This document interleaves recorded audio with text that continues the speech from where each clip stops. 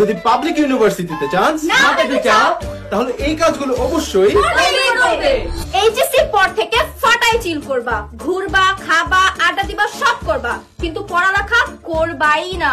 টেবিলে যদি বসেই পড়ো, একদম কোনো রুটিন লাগবে না, এলোমেলো করে পড়তেই থাকবা, ইভেন সিলেবাসের বাহিরে গিয়েও পড়তে থাকবা, যা ইচ্ছা সব করবা। পড়ার টাইমে অবশ্যই যেন মোবাইলটা টেবিলে থাকে এবং মোবাইলটা ধরে সব ফ্রেন্ডসদের ডিএম করবা এবং রিলস যেন কোনোভাবে 2 ঘন্টা নিচে স্ক্রলিং না করো। আচ্ছা শুনো, প্রত্যেক দিন অন্তত পক্ষে একটা করে মডেল টেস্ট দিবা। আপু এটা বললেন না, এটা বললে কিন্তু ওরা চান্স পেয়ে যাবে। আর কমেন্ট বক্সে 10 মিনিট স্কুলের যে ভার্সিটি অ্যাডমিশনের লিংকটা আছে সেটাতে কিন্তু ভুলেও ক্লিক করবা না। যে এই ভিডিওটা দেখতেছো অবশ্যই সারা বছর ধরে পড়া নাই, তো কি করবা, পরীক্ষার আগের রাতে পুরো সিলেবাস কমপ্লিট করার টার্গেট নিয়ে নেবা।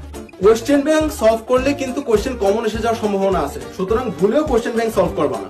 যদি কোশ্চেন ব্যাংক সলভ করেই ফেলো, তবুও নিজের ভুলগুলো কিন্তু কোনোভাবেই আর ঠিক করা যাবে না। যেহেতু সারা বছর প্যারা নাই চিল মুডে ছিলাম, সেহেতু পরীক্ষার হলে ঢুকে প্যারা নিয়ে নার্ভাস হয়ে যাবা, চান্স মিস দিচ্ছি।